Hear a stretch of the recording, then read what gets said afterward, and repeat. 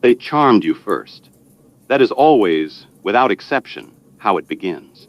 There was warmth in the early days that felt almost unreal, a specific, focused attention that made you feel more interesting, more special, more deeply understood than you had ever felt in your life. You told your friends about them with a kind of relief in your voice. You genuinely believed you had finally found someone rare. And then, slowly, so slowly, you may not even be able to name the exact month it began. Something shifted beneath the surface. The conversation started bending back toward them, no matter where they started. Your successes, which should have delighted them, began instead to unsettle them in small, hard-to-name ways. Apologies from them stopped sounding like apologies and started sounding, somehow, like accusations aimed back at you. If any part of what I am describing right now has caused a specific face to surface in your mind, do not look away from it. Stay with me for the next 40 minutes, because by the end, you are going to understand exactly what happened and exactly what to do about it. According to Friedrich Nietzsche, there exists a particular kind of soul that simply cannot bear to be ordinary. Not merely a soul that enjoys recognition, the way most healthy people do, but one that has built its entire sense of identity, its entire foundation for existing at all, around being seen as exceptional, admired, superior. But this kind of soul, ordinary human failure, is not simply disappointing. It is experienced as something closer to annihilation, because there is no separate, stable self underneath the admiration to fall back on. Nietzsche spent enormous energy studying vanity, studying the specific hunger some people carry for constant reflection and validation from others, and what he described, more than a century before the term entered common use, maps with striking precision onto what we now call narcissistic behavior.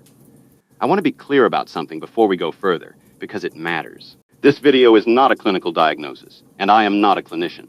What we are doing tonight is learning to recognize a behavioral pattern, a repeating, consistent set of signs, so that you can protect your own peace, your own confidence, and your own grip on reality, rather than slowly losing pieces of all three to someone who has never once had to answer for the damage they cause. It is worth saying, too, that most people who show several of these signs are not moving through the world as calculating villains, consciously plotting harm.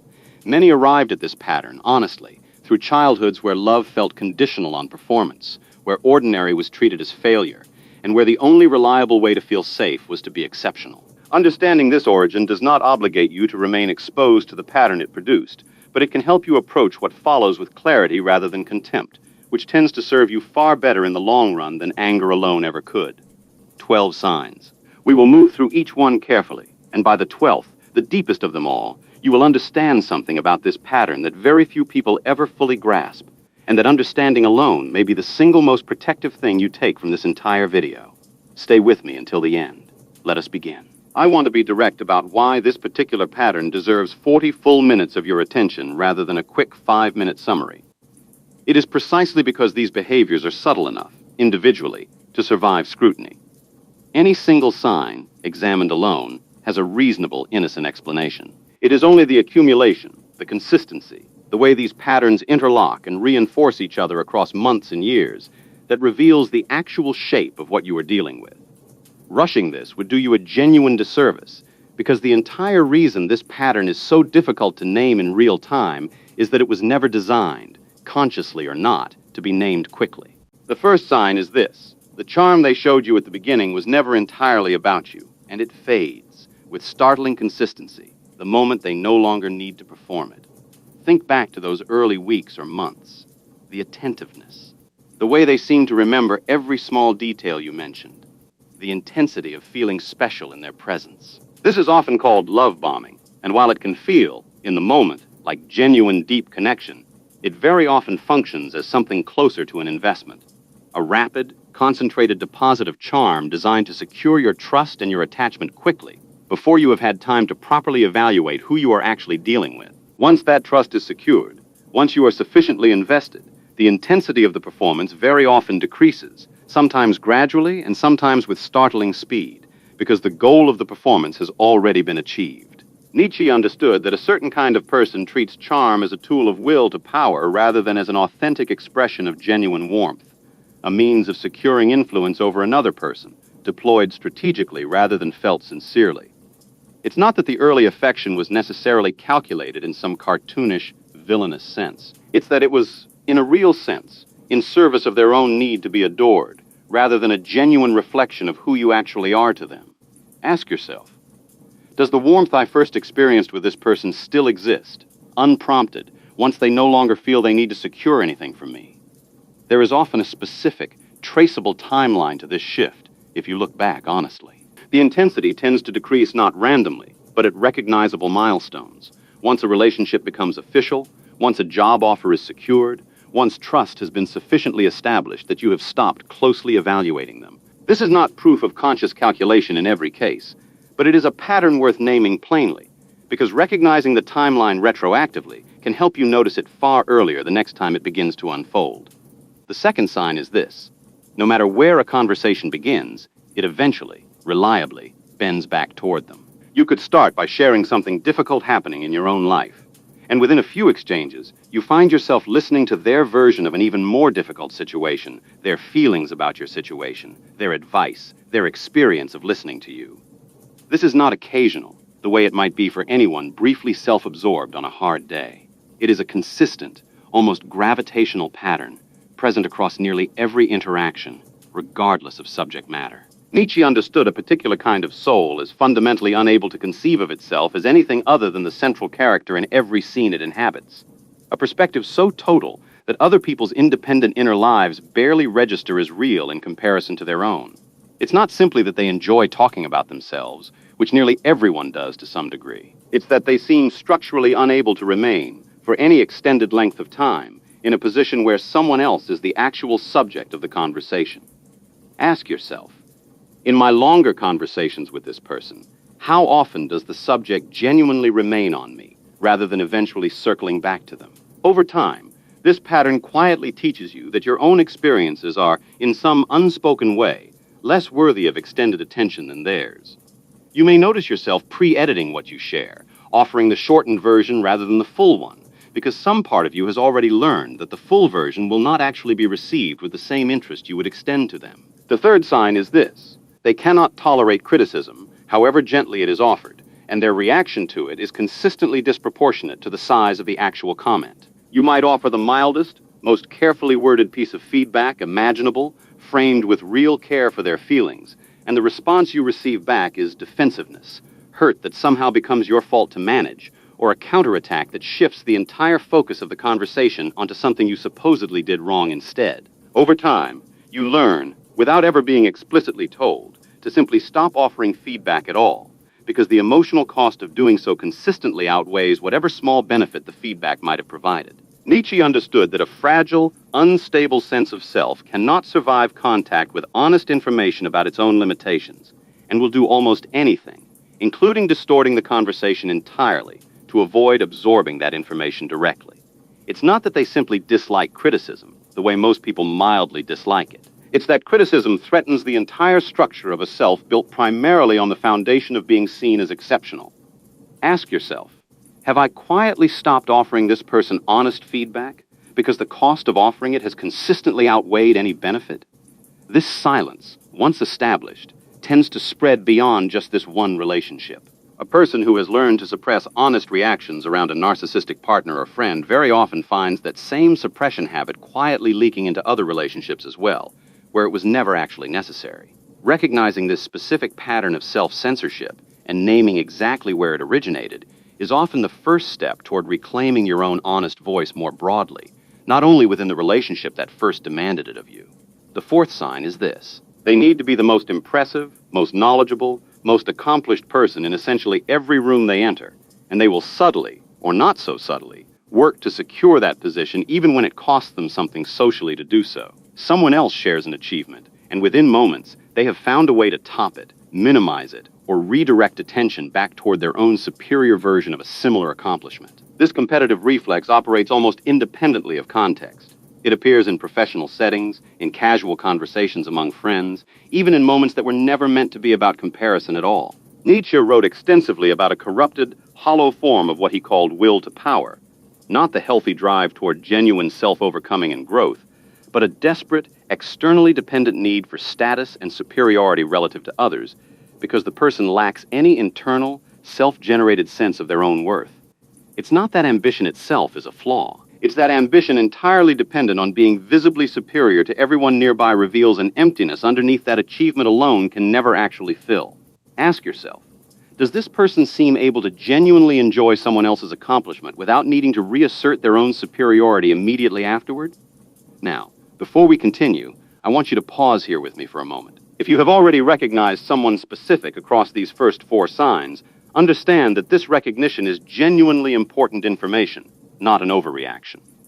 These patterns, taken individually, might each have an innocent explanation. It is the accumulation, the consistency across many different situations over an extended period of time that turns individual observations into a genuine pattern worth taking seriously.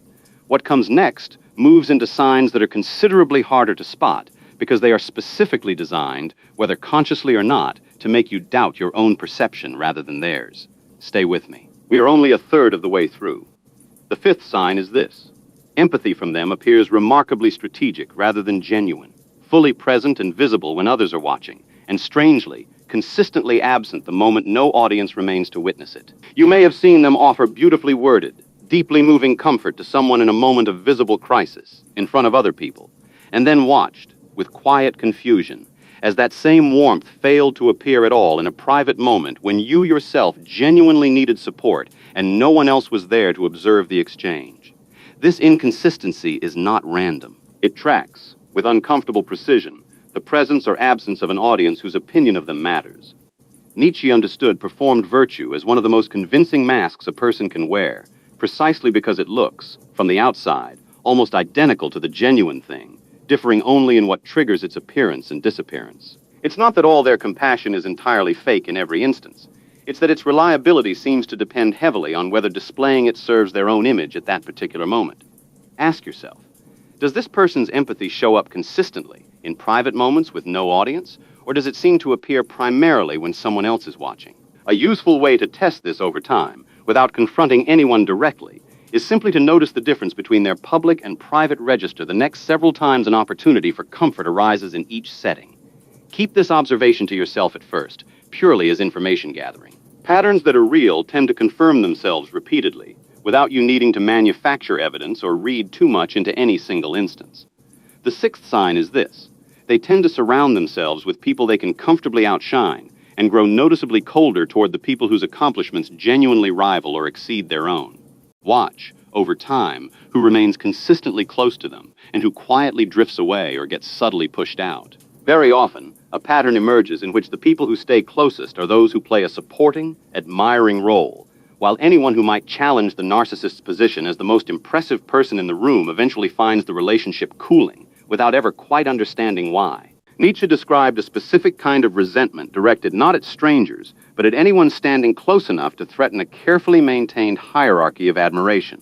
It's not that they consciously plot to surround themselves only with lesser talents. It's that an unconscious sorting process, repeated many times over years, tends to produce exactly that result, because genuine equals are simply too uncomfortable to keep close. Ask yourself, looking honestly at this person's inner circle, does a pattern emerge in which they are consistently the most impressive person present? The 7th sign is this. Their apologies, on the rare occasions they occur at all, nearly always contain a hidden accusation aimed back at you, buried somewhere inside the apparent apology itself. I'm sorry you felt that way. I'm sorry if what I said upset you so much. I'm sorry, but you have to admit you were also being difficult. Notice the structure of these sentences carefully. They perform the outward shape of an apology while quietly relocating responsibility for the harm back onto the person who was actually hurt, framing your reasonable reaction to their behavior as the real problem requiring an apology, rather than the behavior itself. A genuine apology names the specific action and takes clear, unqualified ownership of it, without conditions attached. Nietzsche understood language as one of the primary instruments through which power operates between people, and a skillfully constructed false apology is among the most effective linguistic tools available for maintaining control while appearing, on the surface, entirely reasonable. It's not that an apology was never offered. It's that the apology was constructed specifically to avoid the actual accountability it appears, on its surface, to provide. Ask yourself, when this person apologizes to me, do I walk away feeling genuinely heard, or do I walk away feeling, somehow, that I am now the one who owes them something? A useful, concrete test here is to notice whether their apology names a specific action without any qualifying clause attached to it. "I'm sorry, I raised my voice," full stop, is structurally different from "I'm sorry, I raised my voice, but you were pushing me." The presence of that second half, however reasonable it may sound in the moment, is very often the tell that reveals whether genuine accountability is actually present, or whether the apology is functioning primarily as a tool to end an uncomfortable conversation quickly. The eighth sign is this: they quietly, consistently rewrite the history of past events to remove their own mistakes from the narrative, and they do this with enough confidence that you frequently find yourself questioning your own memory of what actually happened. A conflict occurs, and weeks later, the story that gets told, by them, to others, or even directly back to you, has subtly shifted in ways that consistently favor their own position and diminish or erase their own role in what went wrong. This is not always a conscious, deliberate lie in the traditional sense. It is very often something closer to genuine self-deception, so practiced and so consistent that it becomes, to them, simply their honest memory of events. Nietzsche wrote directly about this exact phenomenon, observing that memory itself will frequently yield to pride rather than to truth, until the version that survives is the version the ego can most comfortably live with, regardless of its accuracy. It's not that they are always consciously lying to you. It's that an unconscious editing process has been quietly at work, and the finished product conveniently protects their own self-image at your expense. Ask yourself, have I found myself, more than once, doubting my own clear memory of an event, specifically after this person offered their own confidently different account of it? The ninth sign is this: they appear to need an audience in order to feel genuinely real, and their mood, their energy, and even their entire sense of self seem to shift depending on whether attention is currently being directed toward them. In a group setting, watch how their entire demeanor changes the moment focus moves away from them and towards someone else for an extended period. A restlessness appears. A subtle need to redirect the conversation reasserts itself. Alone, without an audience present at all, some report a kind of flatness or irritability in this type of person that dissolves almost instantly the moment other people re-enter the room. Nietzsche's writing on the herd and on the individual's relationship to being witnessed by others captures something important here. That for a certain kind of person, the self does not feel fully solid or fully confirmed without ongoing external reflection, the way a mirror only shows an image while something stands in front of it to be reflected. It's not that enjoying company or attention is itself unusual. It's that the specific dependency runs deeper, functioning less like enjoyment and more like a genuine, structural need for confirmation of one's own existence. Ask yourself, does this person's sense of self seem stable and consistent whether or not anyone else is currently paying attention to them? The 10th sign is this: your success, rather than being celebrated, is quietly treated as a kind of threat, and you have likely felt this without being able to fully name it at the time. You share good news, genuinely expecting shared happiness, and instead receive a strange, deflating response. A quick change of subject, a minimizing comment, an oddly cool reaction that does not match the size of what you just shared. Over time, you may have learned, without consciously deciding to soften your own good news around this person, to downplay your excitement before you even open your mouth, because some part of you has already learned what kind of response to expect. Nietzsche understood this reaction as resentment in its purest, most classic form. The inability of a fragile ego to witness another person's rise without experiencing that rise as evidence of its own relative diminishment. It's not that they consciously wish for your failure in a cartoonish sense. It's that your success disrupts a hierarchy they need to remain intact in order to feel secure. Ask yourself, have I learned, without realizing exactly when, to quietly downplay my own good news around this specific person? If you recognize this in yourself, understand that it is not a small or trivial adaptation. Learning to shrink your own joy in order to manage someone else's discomfort is one of the more corrosive habits this dynamic can install, precisely because it operates so quietly that you may not notice you are doing it until someone entirely different, someone genuinely capable of celebrating you, points out how surprised they are by how little space you give your own good news. The 11th sign is this: they cycle, often unpredictably, between idealizing you completely and devaluing you sharply. And this cycle tends to repeat itself many times across the course of the relationship rather than resolving into something stable. In one phase, you are the most wonderful, most understanding, most perfect person they have ever encountered, and they tell you so often and effusively. In another phase, sometimes triggered by something as small as a disagreement or a moment of independence on your part, you become, in their eyes, disappointing, difficult, not who they thought you were, after all. This whiplash is deeply disorienting, and it is precisely the disorientation that keeps a person working hard, again and again, to return to the earlier, idealized phase, because the contrast between the two makes the good phase feel so much better by comparison. Nietzsche understood the volatile interplay between elevation and degradation as one of the oldest tools through which one person maintains a powerful hold over another. The target never quite settles into security, because security was never actually the goal of the dynamic. It's not that their feelings toward you are simply inconsistent by accident. It's that the instability itself functions as a mechanism that keeps you oriented around earning their approval rather than around your own steady sense of worth. Ask yourself, does my sense of my own worth in this relationship feel stable over time, or does it rise and fall dramatically depending entirely on their current mood toward me? There is a reason this specific cycle is so difficult to walk away from, even once it has been clearly identified and named. The return to the idealized phase, after a period of devaluation, produces a genuine, powerful sense of relief, and relief of that intensity can feel, in the body, almost indistinguishable from love itself. Understanding this mechanism does not make it instantly stop working on you, but it does allow you to recognize the relief for what it actually is, rather than mistaking it for definitive proof that the relationship is fundamentally good. We are entering the final stretch of this video now, and I want you to understand something before we continue. Everything covered so far has been about identifying the pattern in someone else.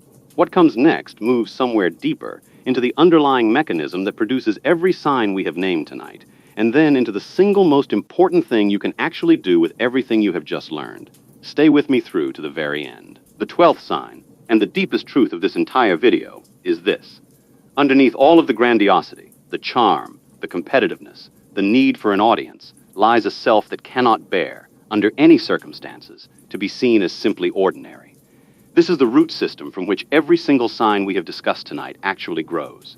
The charm exists to secure admiration. The redirected conversations exist because their own experience must remain central. The intolerance of criticism exists because honest feedback threatens a fragile structure with no sturdy foundation underneath the performance.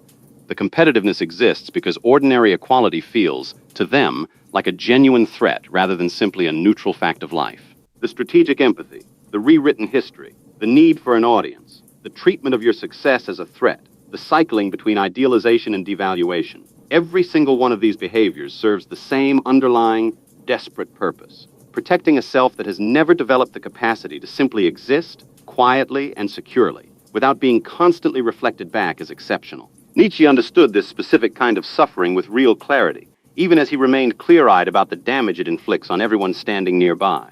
A person who cannot tolerate being ordinary is, in a real sense, at war with the basic structure of human existence itself, because every human life, including the most extraordinary ones, is composed overwhelmingly of ordinary moments, ordinary failures, ordinary days that do not feel remarkable at all. A person unable to make peace with this reality is condemned to a permanent, exhausting campaign against an unwinnable fact, and everyone close to them gets conscripted, whether they consent to it or not, into supporting roles in that campaign. This does not mean you owe them endless patience or self-sacrifice while they wage this particular war. It means you can hold two things as true simultaneously: genuine understanding of the wound that likely produced this pattern, and a clear, unapologetic boundary that protects you from continuing to absorb the damage that wound currently produces.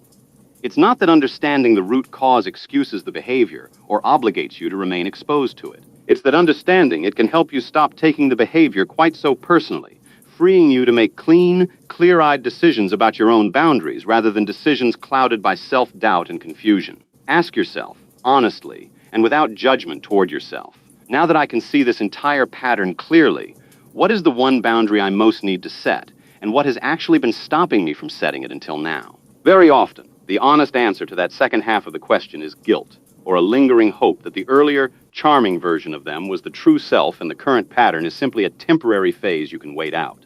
Nietzsche would gently, but firmly, ask you to examine that hope directly. A pattern that has repeated consistently across many months or years is not, by definition, a temporary phase. It is simply who this person currently is, and waiting for a different version of them to permanently arrive is not patience. It is a slow, ongoing postponement of your own life in service of a hope that the evidence does not actually support. Here is the philosopher's final lesson. Nietzsche never asked you to become someone's unpaid therapist, absorbing endless damage in exchange for the private satisfaction of understanding where that damage originated. Understanding a pattern and tolerating a pattern are two entirely different things, and confusing them is one of the most common and most costly mistakes people make in relationships with this kind of behavior. What he asked, across the whole of his demanding philosophy, was that you see clearly, without illusion, and that you refuse to let your own compassion be weaponized against your own well-being. You are allowed to feel genuine empathy for whatever